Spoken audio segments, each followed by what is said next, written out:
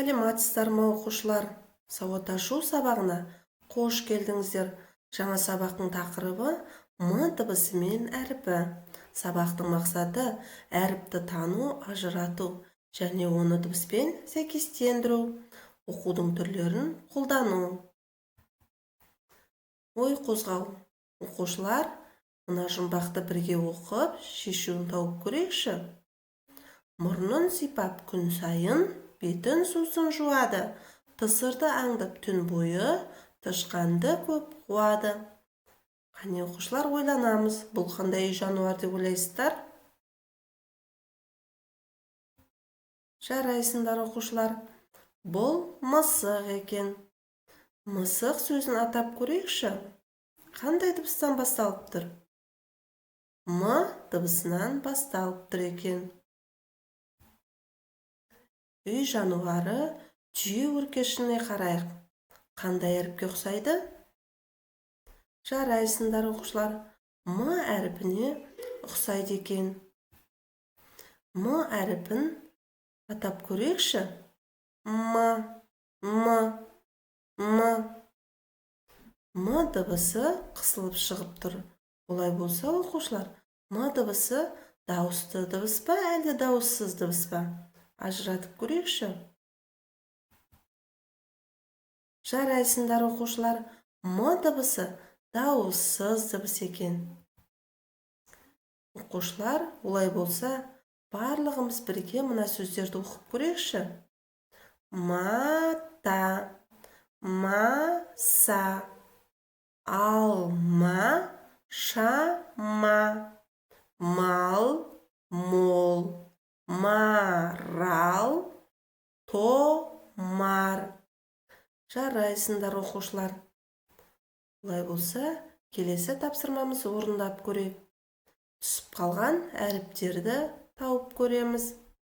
Бізге жемістер берілген. Атауындағы әріптеріміз түсіп қалыпты. Қане тауып көрейік, қандай әріп екен? Бірінші жемісіміз алма жемісі екен. Атауында қандай әріп түсіп қалған? Жарайсыңдар оқушылар.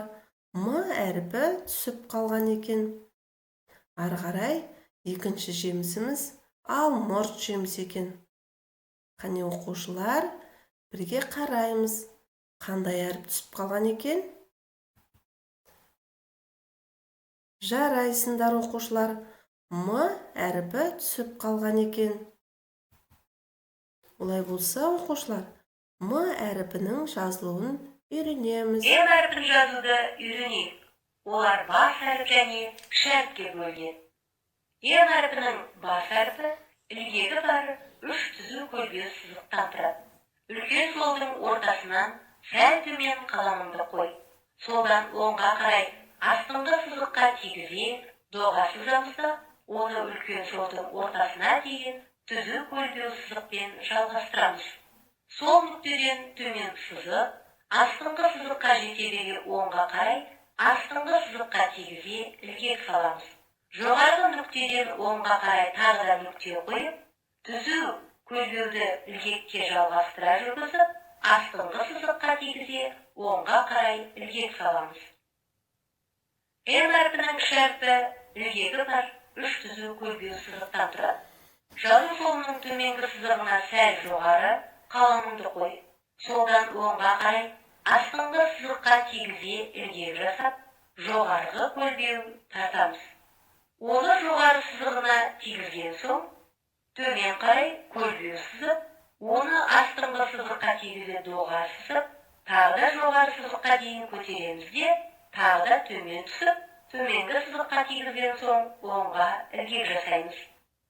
Енді дәптеріңді ашып, менімен бірге М әріпін жазуды үйрен. Олай болса, оқушылар, жұмыс дәптеріміздің 31-ші бетіндегі М әріпін жазып үйренеміз. Осымен бүгінгі сабағымызды қорытындылаймыз. Оқушылар әріпті танып ажырата алады. Буынға бөліп оқуды, жиі кездесетін сөздерді тұтас оқи алады. Өз көзқарастарына жай сөйлеммен білдіре алады. назарларыңызға рахмет.